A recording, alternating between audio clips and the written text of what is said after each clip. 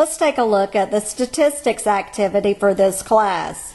You can find more information, a rubric, and guidelines in the class course management system. The learning outcomes include: I'll help you evaluate and select appropriate articles for the statistics activity. We'll look at the criteria on the rubric for the statistics activity. And I'll show you some samples of previous assignments where they did a good job of building and submitting an assignment to meet the rubric criteria. Let's look first at a couple of sample articles chosen by previous students. These may not all be in appropriate APA format, but I wanted to give you some options. Your statistics activity, the article, may be either scholarly or non-scholarly. It has to have a significant statistics component and a significant IT component, technology. Here are a few examples, and feel free to pause the video at any point if you want to read further about these. The first one was a 2015 data breach investigations report from Verizon. The second one's a scholarly article, The Adoption of Cloud Computing by Irish Small and Medium Enterprises. The third one is also a scholarly article, a longitudinal study of emoticon use and text messaging from smartphones. The next one looks at big success with big data, published by Accenture. Someone else looked at another version of the Information Security Breaches Survey. The next article on this slide looks at the security of user data, demystifying fear to cloud model and service adoption and deployment, a scholarly article. The first article on this page looks at men participating in a weight loss intervention are able to implement key dietary messages, but not those relating to vegetables or alcohol. The self-help, exercise, and diet using internet technology study. So that one was a little different, but had a significant technology component, and it was a scholarly article. The second on this page looked at teens, social media, and technology. The last one on this page was a survey, awareness of wearable devices.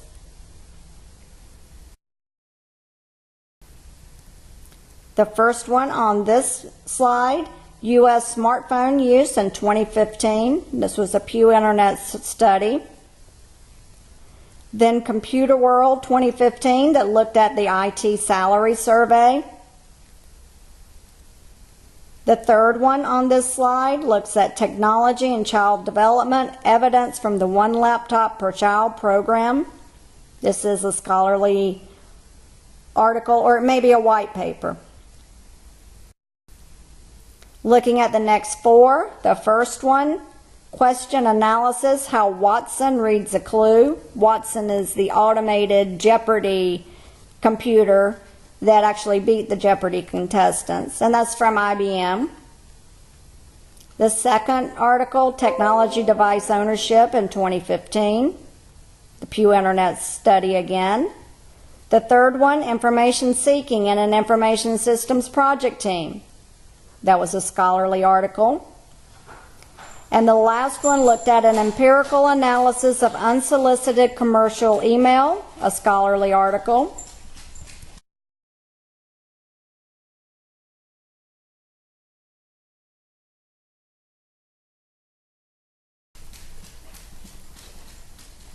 So let's take a look at the first criteria. Fully explains the purpose of the study and the problem that was studied. So this paper, the purpose, they had a consulting firm that needed to administer, design, develop, and interpret a survey to establish what to do next.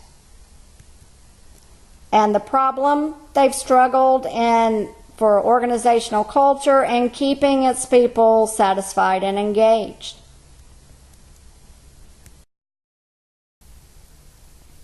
Fully explains and supports that the study was applied, basic, or both. In this case, the response says it's an applied study as the purpose was clearly defined as applying the outcome of the survey to actionable steps. The next criteria fully explains all of the following: if the data is quantitative or qualitative or a combination. The data collected here was quantitative and qualitative. It was a Likert scale, but there were open-ended opportunities. Whether primary or secondary data was used, or both. In this case, primary data was the only type of data collected. All information came directly from the employees. And finally, the third part of this criterion, whether the study was cross-sectional or longitudinal or both. You can see here at its core, this study was a cross-sectional study as it was completed by a sampling of employees at one point. Fully explains at least 2 ethical practices that were used or should have been used and why these practices are important. This study does not provide any of the participants' names or personal info which could be used to identify them, so they preserved anonymity. Also, the paper mentions this study was an assessor-blind, randomized controlled trial, so the people gathering the data were not aware of the hypothesis, which served to ensure they would not bias the experiment.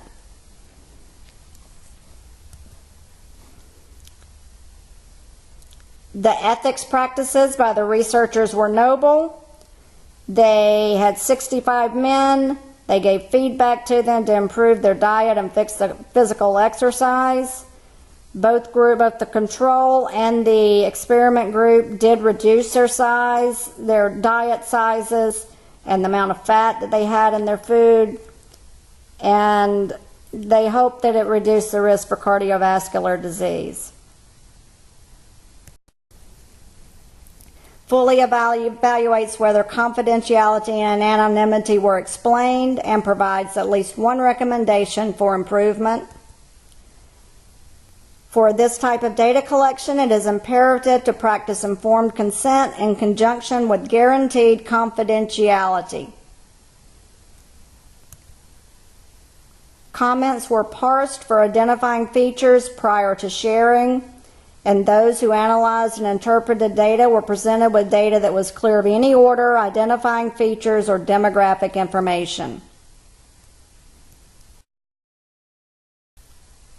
The next criterion fully describes at least 2 hypotheses that were tested or should have been tested.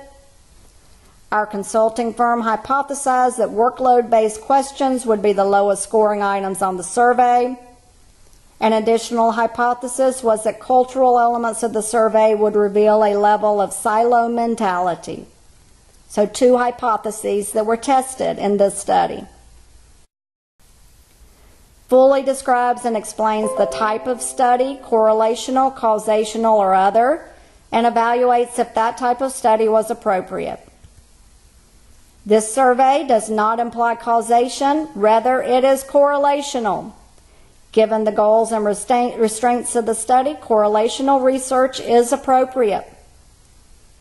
Now, of course, these responses all go into more detail, but I wanted to highlight how respondents have done a good job of handling these criteria in the past. Fully explains all of the following: if the authors made reasonable assumptions, the confidence level, if it's reported, and most non-scholarly, it may or may not be. Sometimes they'll say plus or minus 3 percentage points. That is the confidence level. Evaluates if authors' assertions were supported by the sample, data, and statistics.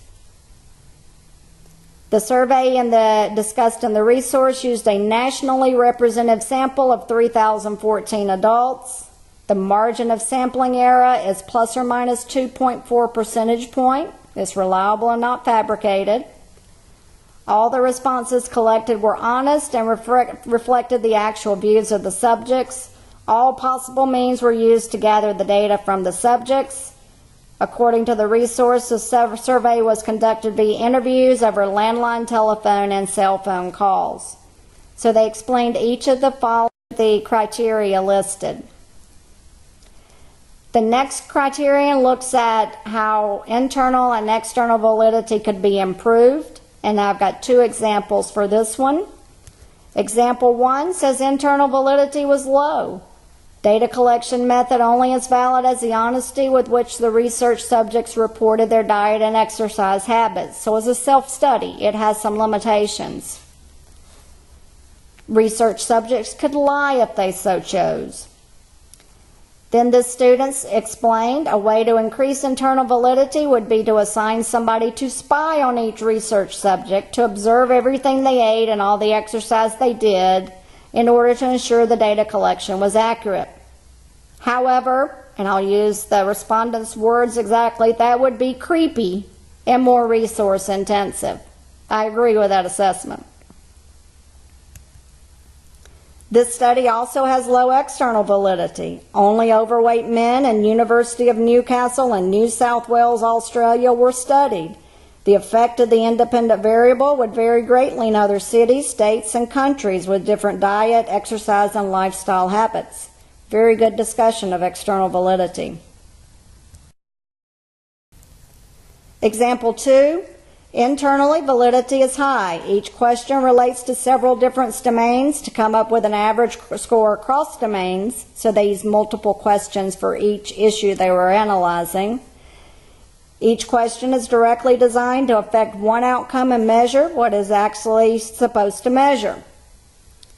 Looking at external validity, this student said that's an odd concept to consider, as the target population was the population actually measured.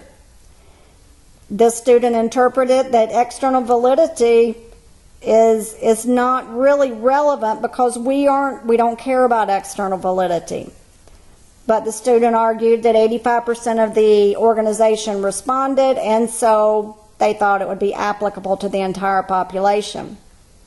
That was not exactly what I was expecting in the external validity response, but they made a good argument for what they said.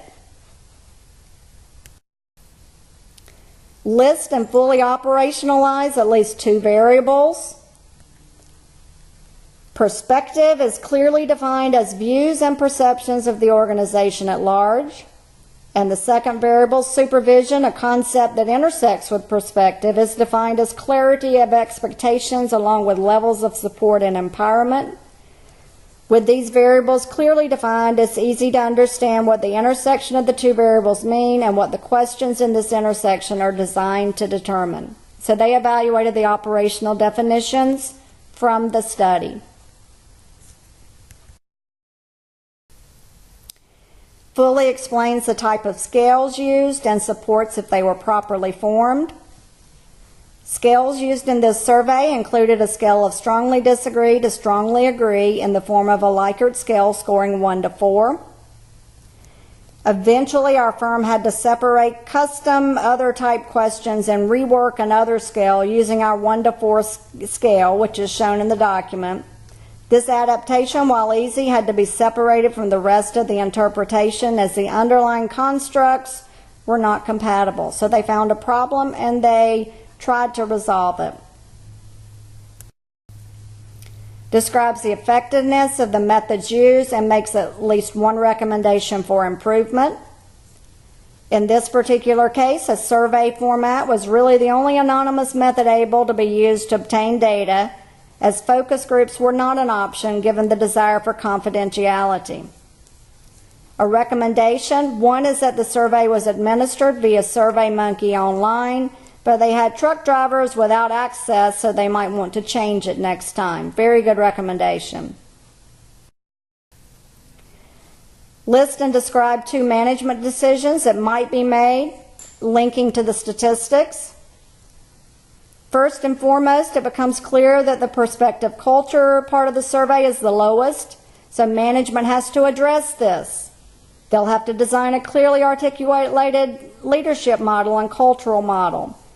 Have to be the guide for behavior for leadership across the organization. Secondarily, management will need to immediately address workload, creating personnel issues that are affecting both job satisfaction and the company's bottom line. So I did a really good job of explaining what management decisions might be made.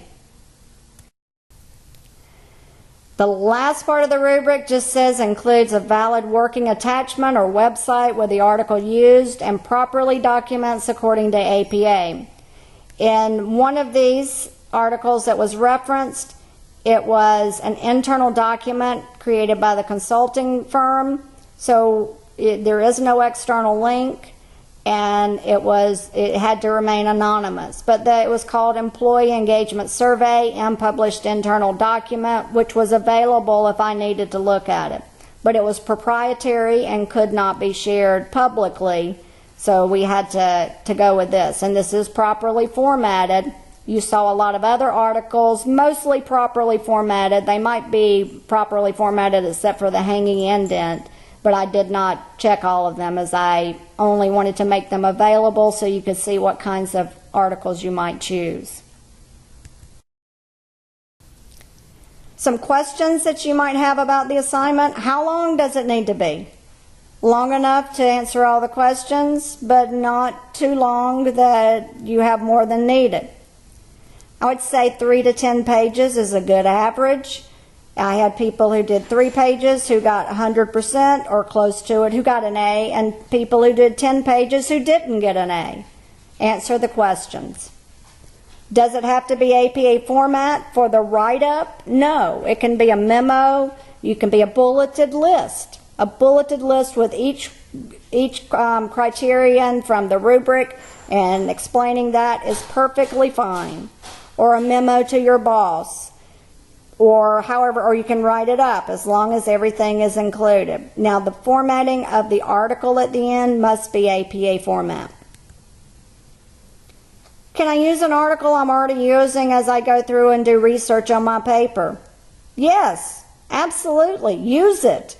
That allows you to continue to work on your research paper and use that material during the semester as you go through. So you don't have to read an extra article if you already have one that's relevant that you can use for this article. In this class, you can use the same topic for your annotated bibliography, for your research paper, for your white paper, probably have to be modified, but a similar topic, and for your presentation, probably have to be modified.